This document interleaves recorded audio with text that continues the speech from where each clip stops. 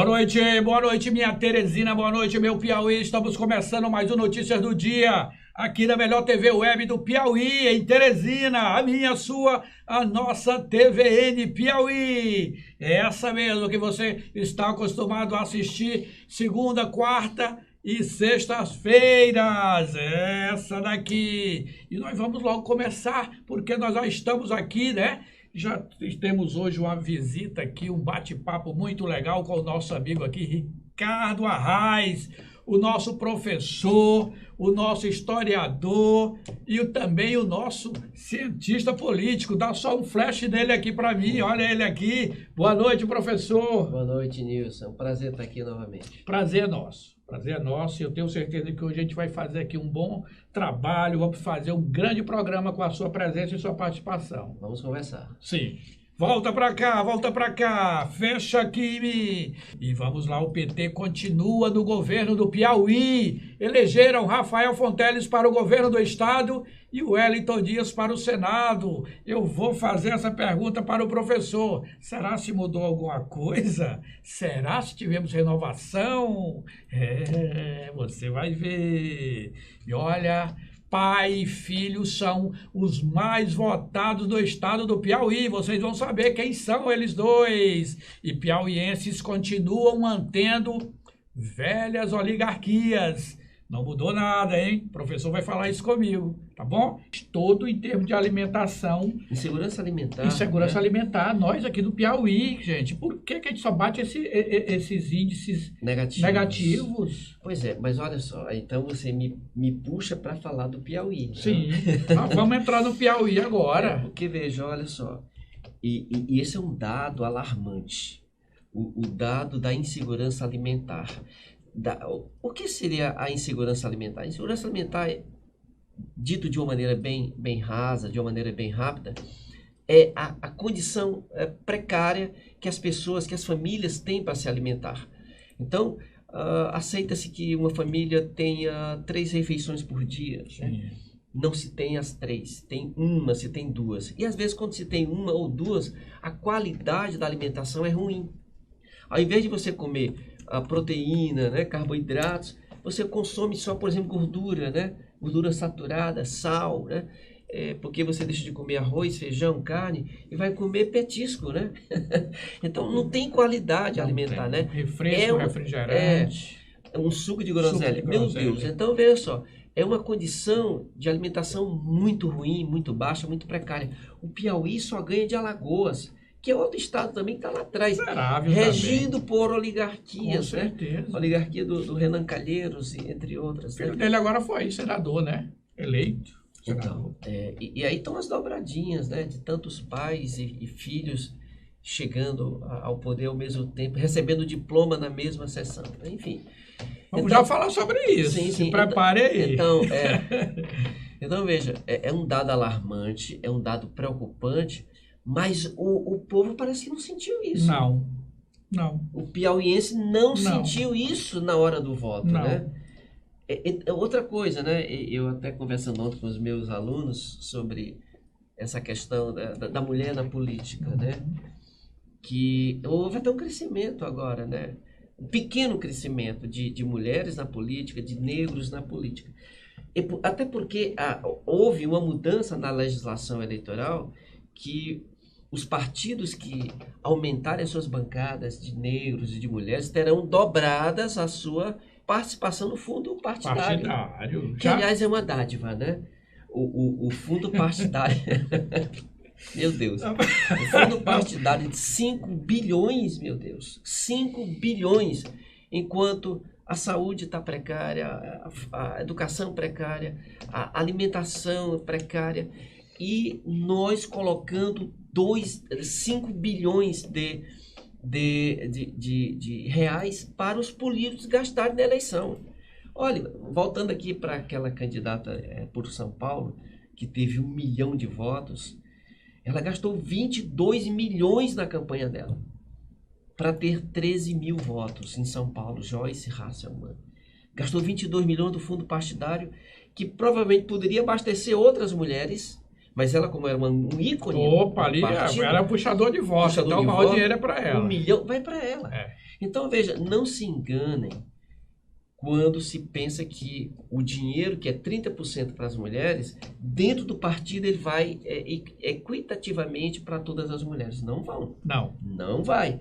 Não pense que a Zezinha das Couves vai ter o mesmo nível de dinheiro, o mesmo saldo bancário que a Regiane Dias tem. Aqui nós tivemos vereador agora aqui em Teresina, que participou de eleição federal, recebeu 1,5 milhão para tirar 1.000 e poucos votos. Cadê esse 1,5 milhão?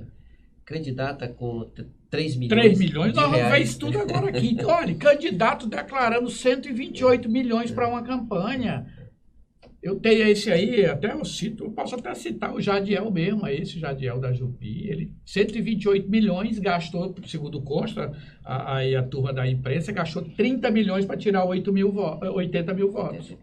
Foi eleito, muito dinheiro, foi eleito. Teve um outro aí que eu não lembro o nome dele, se é Tel, uma coisa assim. 127 milhões o cara declarou.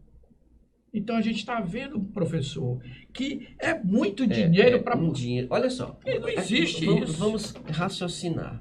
Se a pessoa gasta 128 milhões, ele pode trazer toda uma equipe dos Estados Unidos para trabalhar aqui numa campanha.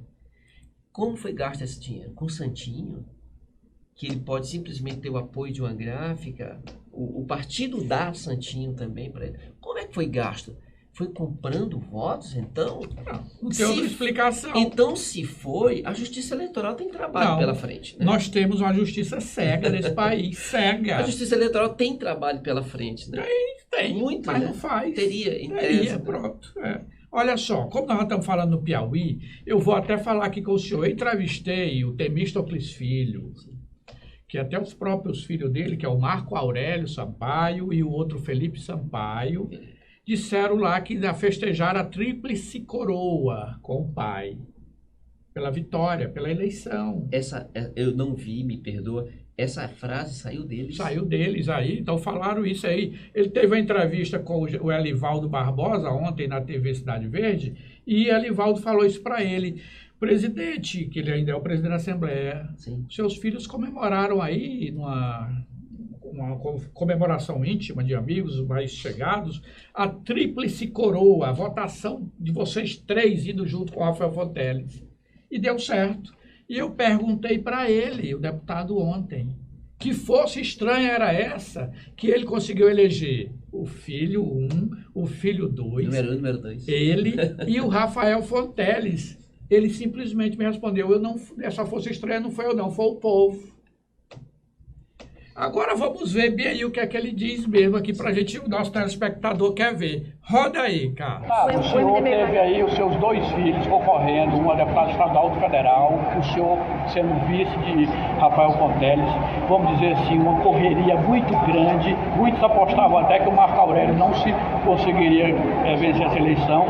E de onde é que vem essa força estranha aí de Temístocles Filho, que elegeu todo mundo? Não, eu não elegi ninguém, foi o povo.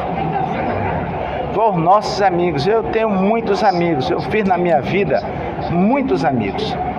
Eu não mudo nem de cidade para ser votado. Eu vou ampliando com muita tranquilidade, eu aumento a cada eleição os votos nas cidades que eu sou votado. Quem conhece a gente permanece votando, trabalhando mais e aumentando o número de votos.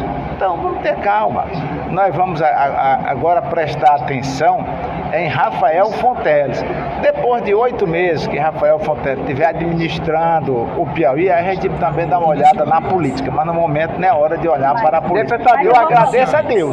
Eu agradeço a Deus pela vitória de Rafael, por Marcos Aurélio, Felipe e todo o nosso time. Eu sou um cidadão que acredita em Deus, e quem acredita em Deus tem tudo para vencer os obstáculos da vida. Mas essa parceria do Marcos Aurélio, inclusive com a deputada Lucia aqui em Teresina, ela que se revela muito sua amiga, inclusive depois do que aconteceu com a família, ela é duradoura? Ela vai ter frutos aí políticos, você acha? Eu não tenho problema com ninguém. Eu disse publicamente, a deputada Lucy é vitoriosa, elegeu sua filha, o prefeito Firmino Filho, que deve estar no céu, porque eu acredito em Deus, ajudou bastante a sua filha, mas ninguém pode tirar os méritos da deputada Bárbara. Ela tem mérito. Se ela não tivesse mérito, não se elegia deputada. E eu sou amigo, nunca neguei. Eu sou amigo de Lucia, amigo de Bárbara e vou continuar sendo. Então tá aí. Agora vamos ver. Ainda temos mais gente aí para o senhor dar uma olhada e depois a gente vai começar a formalizar isso aí. Bem, Temístocles já está tranquilo, né? A mulher prefeita de Esperantina, o filho deputado federal, o outro estadual e ele vice-prefeito, vice-governador. Fechou. Agora nós vamos falar... diga. Se a dupla, o número 1 e o número 2, que aliás, eu nem sei se existe essa numeração. Não, nós estamos falando mesmo, que o Marco Aurélio para mim é o primeiro, depois o outro é o segundo. Pois então. E ele já teve um irmão que foi deputado. Foi. Pai deputado. Marlos Sampaio, né? Pois é. Olha, eu definiria em apenas uma palavra só, para definir, se é que houve mesmo isso, né? E aqui eu não quero criar nenhum atrito, né? Sim. Até porque nem conheço nenhum dos três, né? Eu tive, às vezes, acho que um encontro com o deputado Temístocles há muito tempo, e ele já era presidente. Faz tempo. Se de fato ocorreu essa frase, só tem uma palavra para definir isso: deboche. Pronto. É um deboche. Tríplice coroa. Foi. Meu Deus. Em um estado pobre, um estado que vive na UTI como o nosso, isso é um tremendo deboche para com os eleitores. Mas ele tem razão. Temístocles está coberto de razão. Ele não elegeu ninguém. Foi o povo. Pronto. Democracia. Muita democracia. Vamos continuar com a democracia agora, falando de pai e filho. Sim. O Júlio César. Tivemos muitos, né? Muitos. Aí já estou vendo aqui até seu livro, que eu queria que o senhor me entregasse bem aqui esse livro, por favor. Só para eu mostrar aqui. Olha só. Dá para tu fechar nele? Dá? Está invertido. Está invertido? Tá, mas aqui vamos ler. Eu vou ler ele aqui. Oligarquias e elite políticas do Piauí, desde 1982 a 1995, né? Está aqui o criador, Ricardo Arraes. Para mim, esse livro é seu. Depois eu quero só que o senhor autografe ele para mim. Vamos botar ele aqui. Então, deixa aqui. Muito obrigado. Então, agora nós vamos falar de pai e filho, que foram os mais votados do estado do Piauí. Nós temos aqui o deputado Júlio César Lima e o filho Georgiano Neto. Os dois foram campeões de votos. Eu consegui falar com o Georgiano Neto. Se meteoro, o homem cada vez batendo mais recorde. Você está anotado aí 108 mil votos, né? 108 mil votos. Tem o Jeová. Aí nós vamos falar um pouquinho sobre esse pessoal que está chegando e se houve essa renovação ou não. Roda aí o Georgiano Neto, por favor. Na eleição do presidente Lula é algo fundamental para o estado do Piauí, para o nosso governador eleito, Rafael, fazer um bom governo. E após isso, naturalmente, vão se iniciar as tratativas de formação de governo, em seguida também a eleição de Assembleia, que é só no próximo ano. Mas o nosso foco agora é a eleição do presidente Lula. Mas você não está à disposição? Bem, eu sou hoje filiado ao MDB, um grande partido desta casa, que tem 9 parlamentares, a segunda maior bancada, né, e naturalmente é um partido que reúne as condições de pleitear também essa indicação. O desempenho da Simone foi o esperado dentro do seu grupo político? Foi o esperado, na nossa projeção que ela tivesse aquela votação. Infelizmente faltou em torno de 4 mil votos para poder o MDB fazer o 10º deputado estadual, que essa era a nossa projeção desde o início, mas teve um grande resultado, os meus votos somados com o dela, ultrapassam aí 136 mil votos. Deputado, pela segunda vez o senhor campeão de votos aqui na Câmara dos Deputados do estado do Piauí, dessa vez o senhor e seu pai, né? Muito trabalho deve passar por conseguir esse voto. Muita gratidão a Deus, ao povo do Piauí, reflexo de muito trabalho, de muita dedicação, e é dessa maneira que nós trabalhamos e vamos prosseguir ao longo dos próximos 4 anos. O que esperar do governo Rafael Fonteles? É um grande governo. Rafael é um jovem, determinado, trabalhador, comprometido em tudo que faz, e nós temos plena confiança que vai fazer um grande governo e eu aposto muito que será o melhor governo da história do Piauí. Bem, tá aí, né? Vimos isso aí, vimos a surpresa também que o bem cotado Fábio Abreu não conseguiu, já chegou a 133 mil votos da última eleição e agora chegou a 60, praticamente 60 mil votos. Vimos também o pastor Jessivaldo, que ficou na primeira suplência, perdeu para Evaldo Gomes com 20 mil votos e ele tirou 30. Essa questão aí tem a ver com o quociente eleitoral e tem a ver também com o sistema pelo qual os deputados se elegem, que é um sistema proporcional. Sim. E isso aí para o eleitor comum às vezes não é muito claro, não fica claro. Não entende. Por que alguém tem às vezes o dobro do número de votos de um e não se elege? É porque aquele partido só tinha direito a tantas cadeiras de acordo com o quociente eleitoral, né? O quociente eleitoral vai dizer exatamente que a quantidade de votos que o partido tem dividido pelo número de cadeiras, que é 30, né? Então, o partido aí vai ter direito a tantas cadeiras, 4 cadeiras, 5 cadeiras. Então, quanto mais votos o partido tem, mais condições ele tem de ter mais deputados, né? Eu fazia algumas apostas com os meus alunos de política lá na universidade, Nilson, porque nós elegemos 40 deputados. Sim. 30 estaduais e 10 federais. E eu fazia uma aposta lá com eles e disse, olha, de 40, 35 vão ser reeleitos. Não menos do que 30. E eu disse, eu quero muito estar errado. Acertou. Eu quero estar errado demais nessa conta. Acertou. Mas infelizmente acertei. Acertou. Infelizmente acertei. E sobrou ainda, né? Sobrou. Então, mas tem uma leitura interessante também, Nilson, desses reeleitos e da Câmara, que foi formatada a partir do dia 2 de outubro, né? E que vai assumir no dia 1º de janeiro.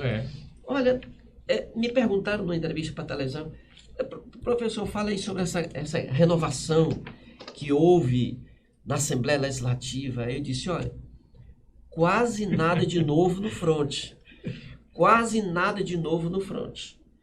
Porque nós tivemos uma renovação que se diz de 30% e já é baixa. De 30% já é baixa, né? Pouco mais do que isso, muito baixa. E nós vemos que os nomes se repetem ad nauseam. É nauseante, né? Essa repetição desses nomes que a cada pleito se mantém na Assembleia. Deputados com 8 mandatos, 9 mandatos. Então, devem ser deputados maravilhosos para o Estado, né? Que fizeram que o nosso Estado saísse de um estado de letargia, de atraso, de pobreza, de atolamento na lama e colocasse como um pedestal de sucesso, de progresso, de bem-estar, de conforto para a população. Pura verdade você está falando. Né? Não vemos isso.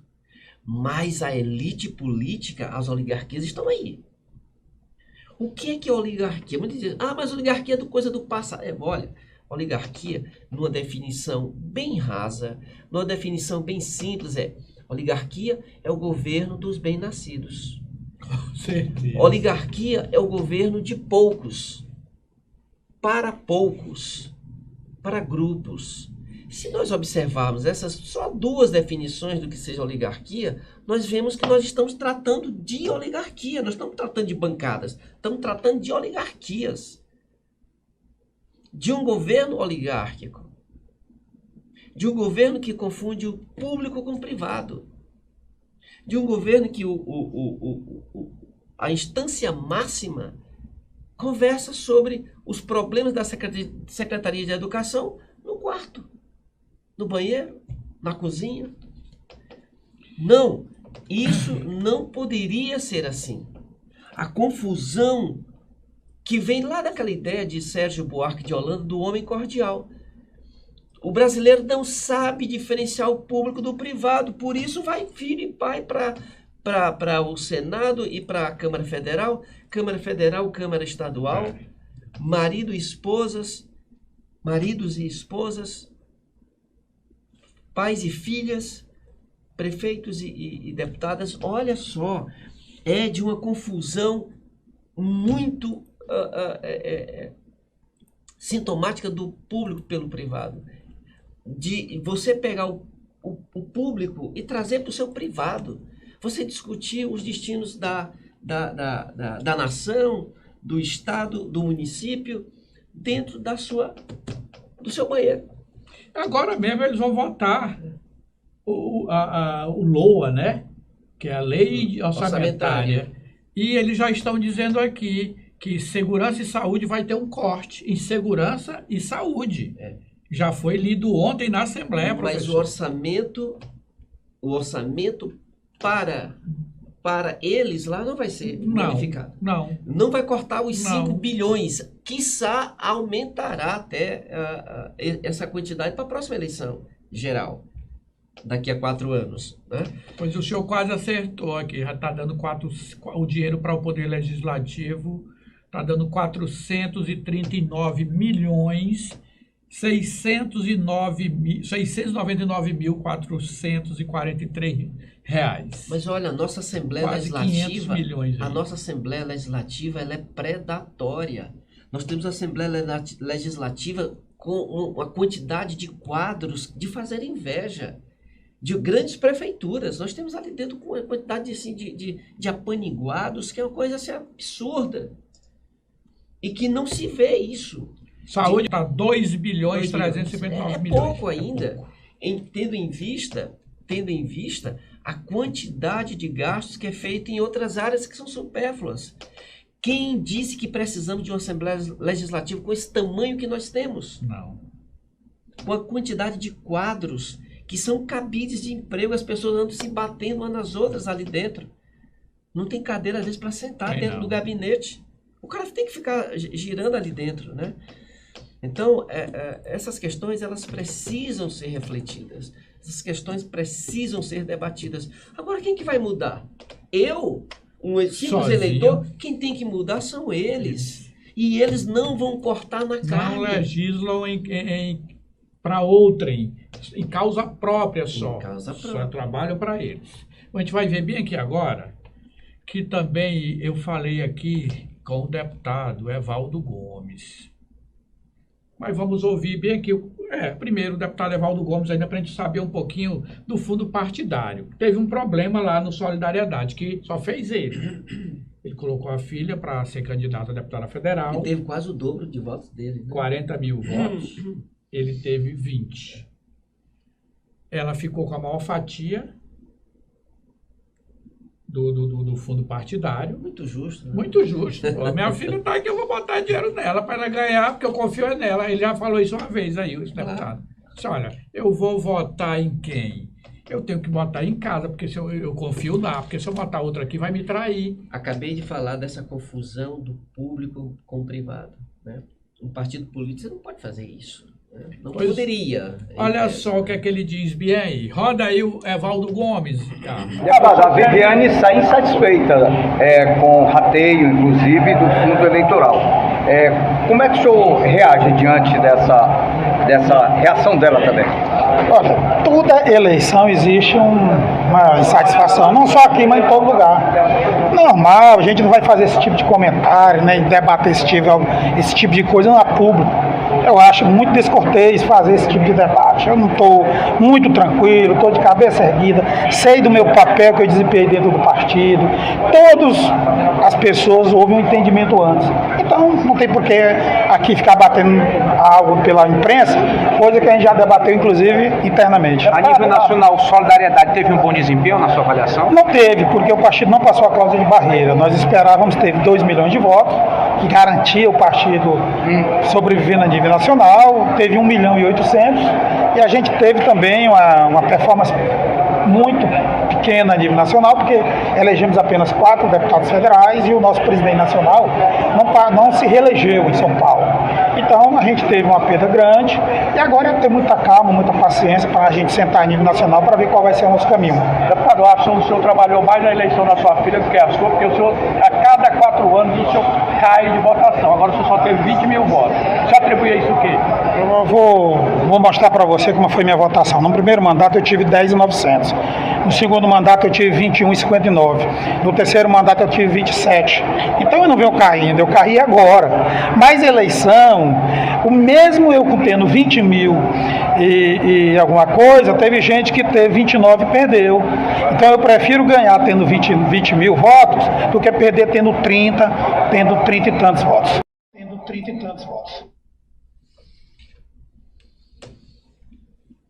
A gente fica calado, é melhor.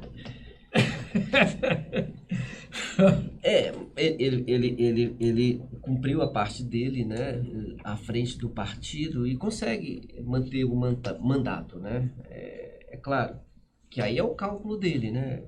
É preferível ganhar com pouco do que ter muito e perder, né? Então é o discurso que ele tem que fazer agora, né? E o partido teve um desempenho ruim a nível nacional também. Paulinho da Força, que é o Olha presidente, só, perdeu. Só para puxar um pouco mais, esticar um pouquinho mais a conversa a nível nacional.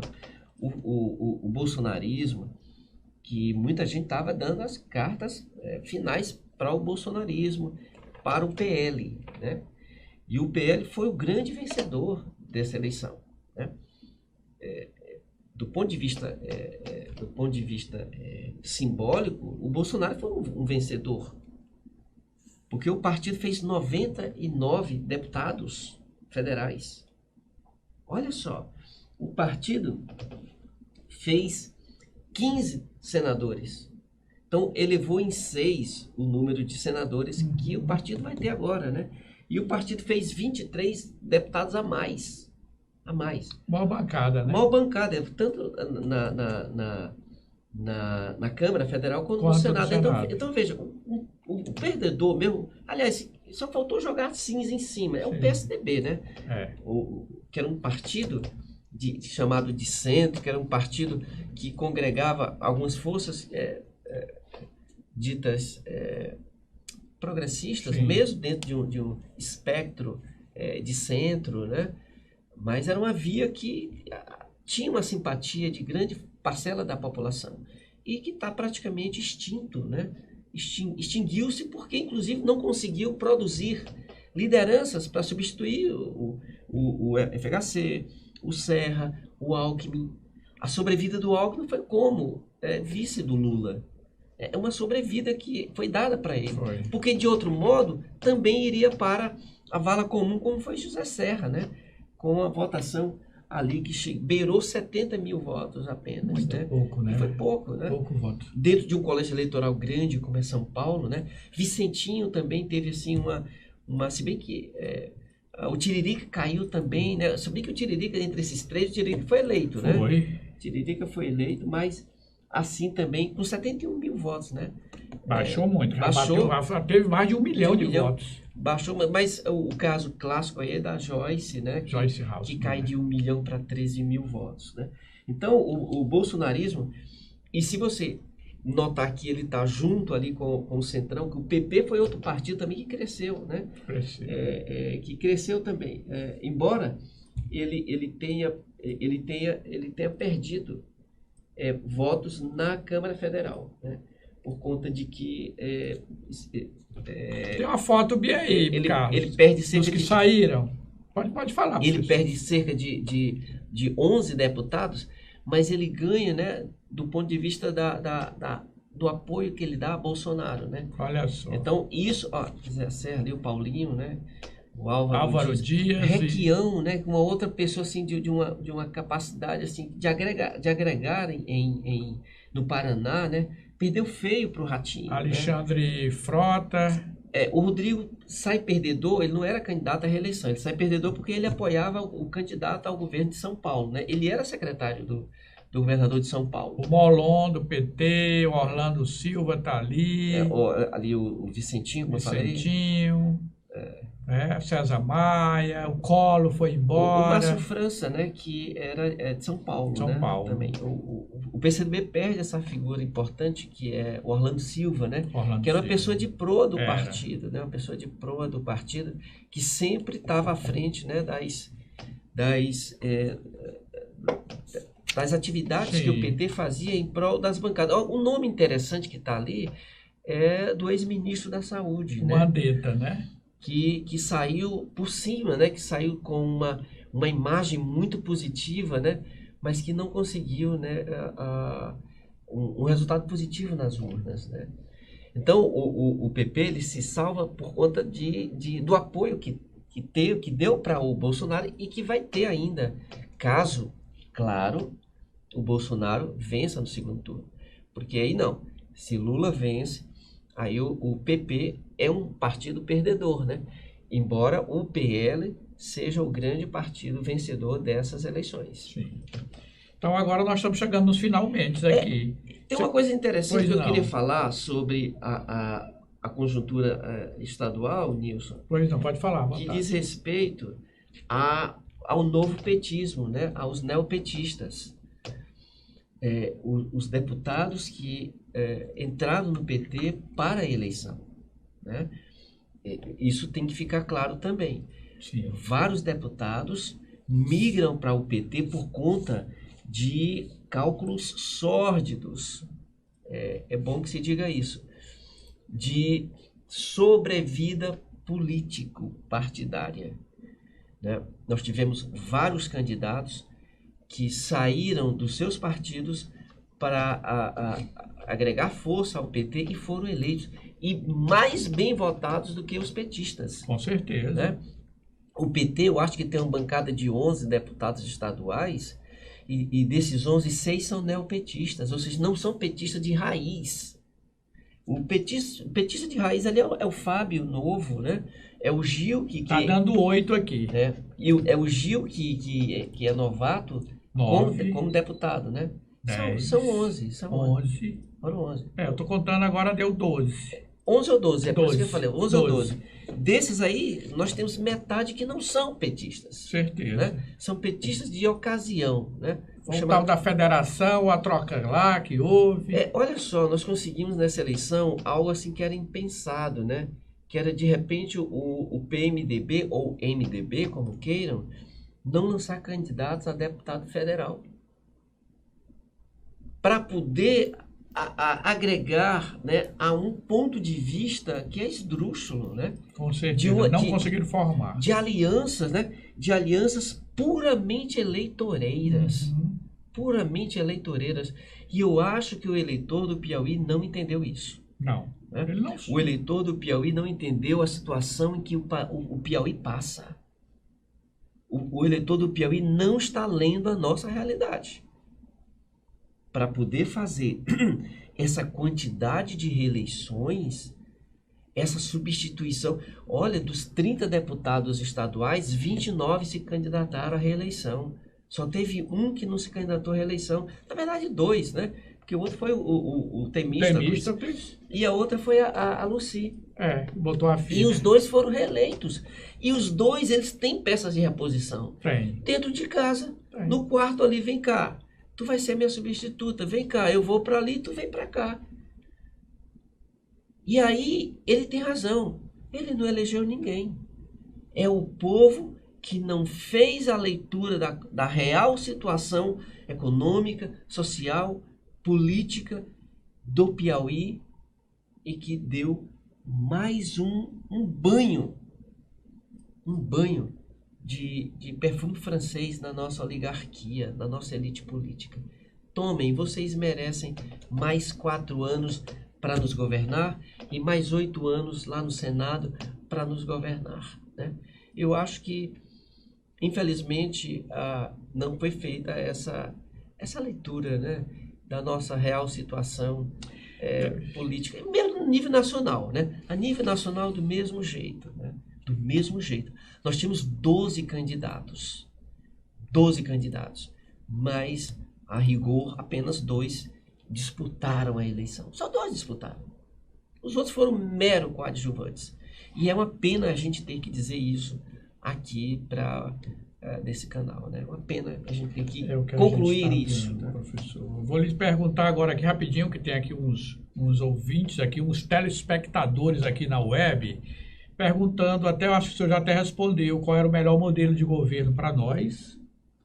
perguntaram também o que o senhor pensa do voto distrital e estão perguntando aqui também como podem comprar o livro Oligarquias e Elites Políticas no Piauí. Uhum. Olha, rapidamente, eu acho que nós temos um sistema eleitoral que é factível, um sistema eleitoral que é rápido, né? 9 da noite a gente já sabia praticamente quem estava eleito e quem ia para segundo turno.